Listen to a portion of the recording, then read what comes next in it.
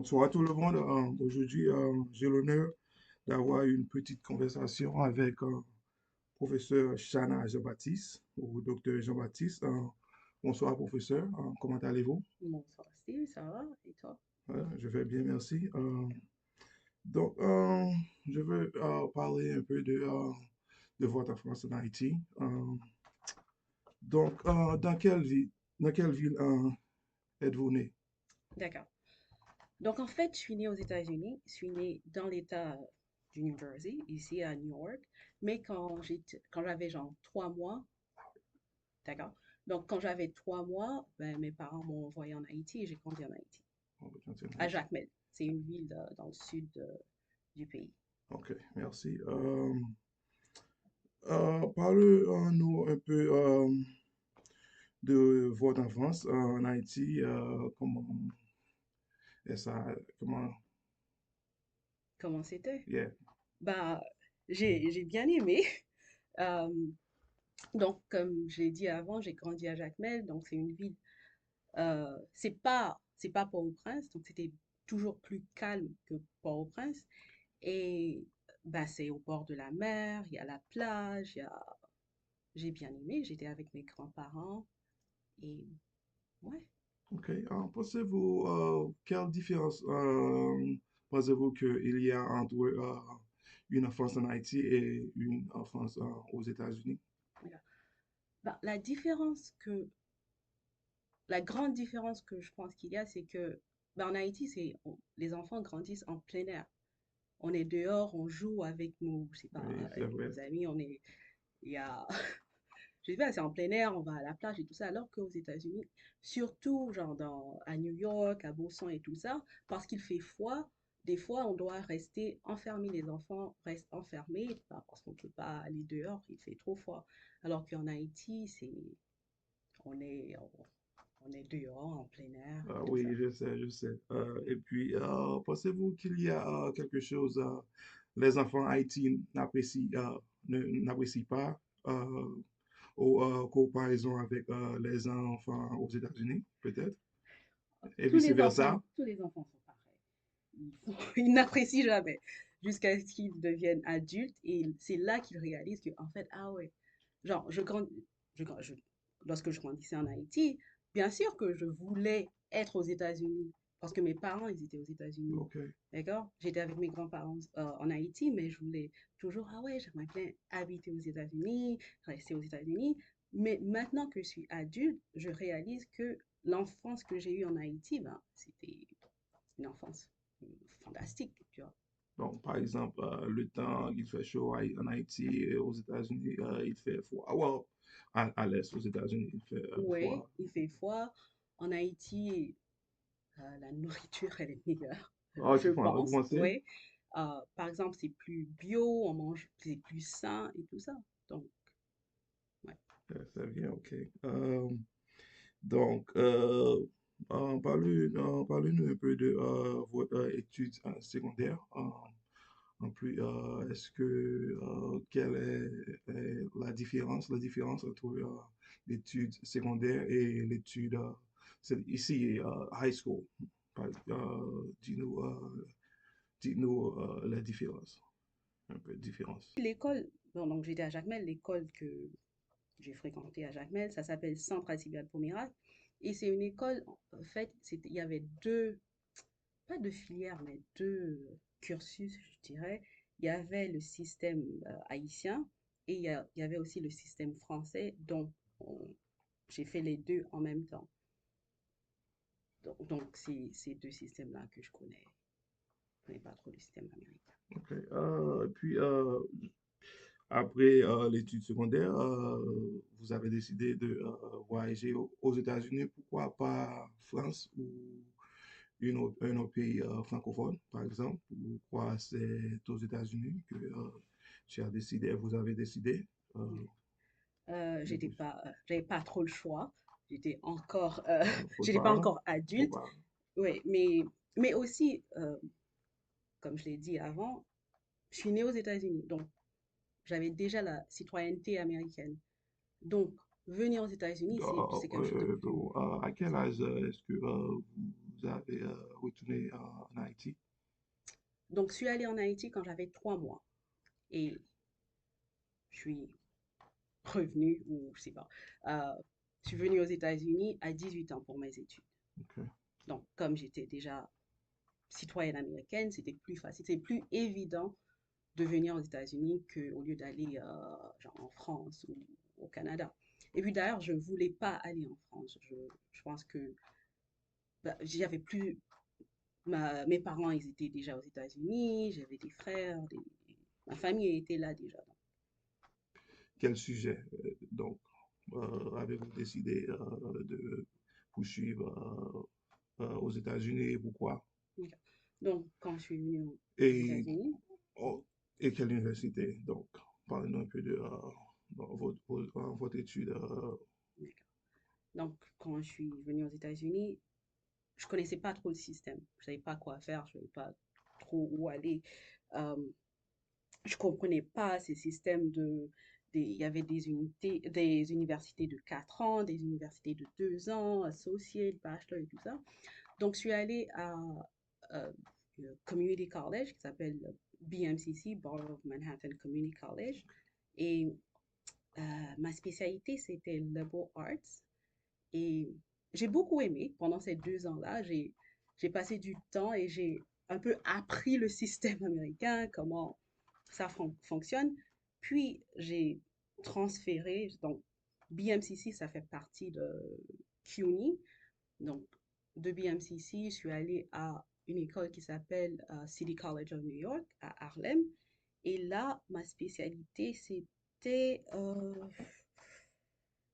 Foreign Languages avec une spécialisation en français, en littérature française, je pense que c'est ça officiellement.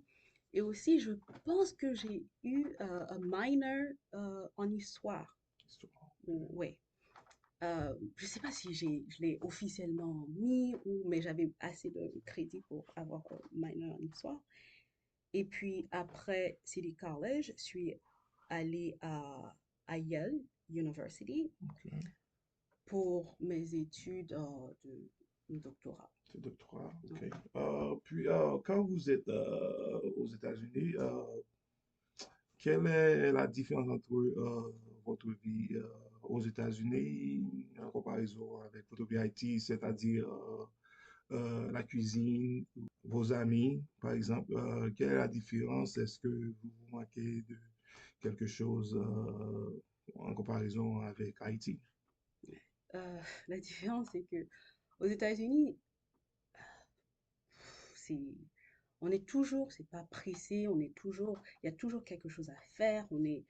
C'est comme si on n'est jamais en paix, on n'est jamais calme. Il y a toujours quelque chose, on est toujours à la poursuite de quelque chose, même si on ne sait pas ce que cette chose elle est. Alors qu'en Haïti, bon, quand je suis en Haïti, ben, et comme on dit en Haïti avec l'expression créole, je suis posée, d'accord? Tout va bien. Ok. Il y a pas cette sorte, j'ai pas d'anxiété où je dois faire quelque chose, il y a ça, il y a... Non, ça va, tout va bien. Je suis Tout va posée, bien. ouais. Mais, et la cuisine, est-ce que vous pouvez trouver des restaurants haïtiens aux États-Unis? Oui, oui, oui. Donc j'ai habité dans New Jersey, à Brooklyn, dans le Connecticut. Et à chaque fois, il y avait toujours un restaurant haïtien. Même si des fois, c'est un peu loin, je dois conduire un peu, mais j'arrive toujours à trouver des restaurants haïtiens. Est-ce que vous préférez la cuisine? Bon, je ne sais pas si il y a vraiment une cuisine américaine, mais est-ce que vous préférez la cuisine haïtienne ou la cuisine américaine? Euh, je dirais que je préfère la cuisine haïtienne parce que ça, c'est connecté, je sais pas, à mon âme, je sais pas, à mon enfance, à mes souvenirs en Haïti et tout ça. Et il y a quelque chose qui est très, comment dirais-je, l'expression en anglais, it feeds my soul, d'accord? Quand je mange des, des trucs haïtiens, des plats haïtiens. C'est vraiment, c'est comme si c'est mon âme qui se sent, je me ressource un peu. Ok, donc, vous avez des plats préférés? Ouais, Ouais. préféré, Comme moi, c'est j'aime tout. banana grillon, on peut dire c'est un grillon, mais pour toi, pour vous. D'accord, j'aime, j'aime tout, hein, je dirais, j'aime tout. Et même j'aime les plats que les gens ont tendance à ne pas aimer, comme le plat qui s'appelle tchaka. J'adore ça, c'est tellement bon. Et Et expliquez-nous chacun. tchaka, Oui, un peu. tchaka, il y a des haricots, surtout des haricots, je sais pas, rouges ou en anglais kidney beans. Et il y a aussi, il y a quoi là-dedans? Il y a du porc fumé, je pense, un peu de, un peu de pumpkin. Je pense que c'est tout. Un peu de lait de coco et tout ça. Ouais, c'est trop. C'est excellent, ok, Ouais. merci. Actuellement, vous êtes professeur à Rutgers University. Quels sont vos domaines de recherche? Non, je travaille sur la littérature haïtienne, la littérature antillaise et la littérature de l'Afrique de l'Ouest. Ouais. Donc, ok. Et puis, concernant Haïti, que pensez-vous de l'état de notre pays, donc, et spécialement pour les jeunes, la jeunesse? Un peu, est-ce que tu peux être un peu plus précis dans ta question? Qu'est-ce que je pense? Je vais être un peu plus précis. L'état d'Haïti, donc, comment est-ce que ça peut améliorer? Et donc, c'est améliorer pour les enfants. Est-ce que il y a quelque chose que vous souhaitez que Haïti ait, donc, que pensez-vous du futur de Haïti? Comment est-ce qu'on peut améliorer ça? Donc, Ça, c'est une question très profond, ouais. qui est vaste, hein. D'ailleurs, j'ai grandi en Haïti, je connais Haïti très bien, je connais tous les mouvements de l'histoire que euh, Haïti a vécu. Et également, j'étudie également l'histoire d'Haïti, surtout le 19e siècle. Et tout ça, c'est la situation actuelle d'Haïti. Pour vraiment comprendre la situation actuelle d'Haïti, faut aller un siècle en arrière, il faut aller au 19e siècle pour bien comprendre. Ce qu'on vit là, c'est déjà pendant le 19e siècle, il y avait déjà les bases de cette instabilité-là se forgeaient déjà, d'accord, dans le 19e siècle.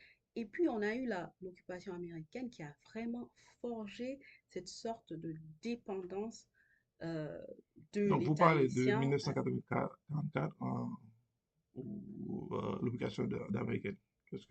Quelle année? de l'occupation américaine, Oui. Donc, je sais qu'il y a 1915 plusieurs à fois. 1929. Donc, Oui, ok. l'occupation officielle. 1915, 1929. Pardon, 1934. Pardon. Ça a duré 19 ans. Vous avez eu un message pour la jeunesse, donc est-ce qu'on pour gérer cette situation? Donc, est-ce que ça, la jeunesse à Haïti, ici aux États-Unis et à l'étranger, et en Haïti? Un message.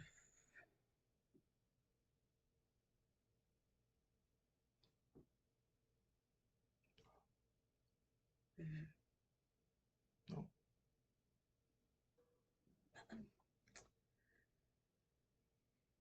Bon, un message. Bon, je pourrais essayer de chercher un message.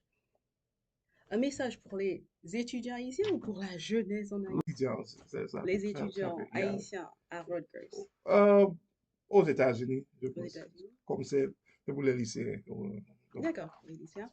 Ben, mon message aux étudiants, aux élèves haïtiens, ben, ça va être,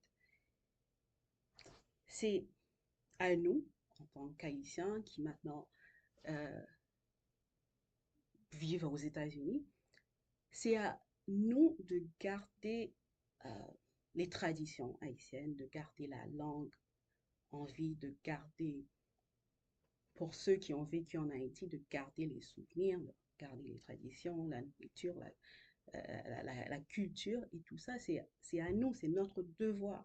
Et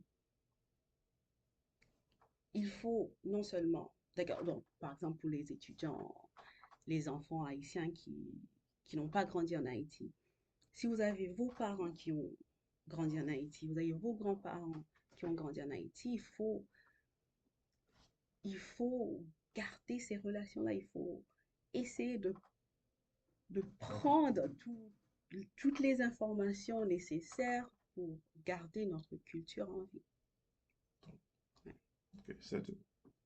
Ok, donc, merci, professeur Jean-Baptiste. C'était un honneur d'avoir cette conversation. Et je vous souhaite bonne chance dans votre carrière. Merci beaucoup.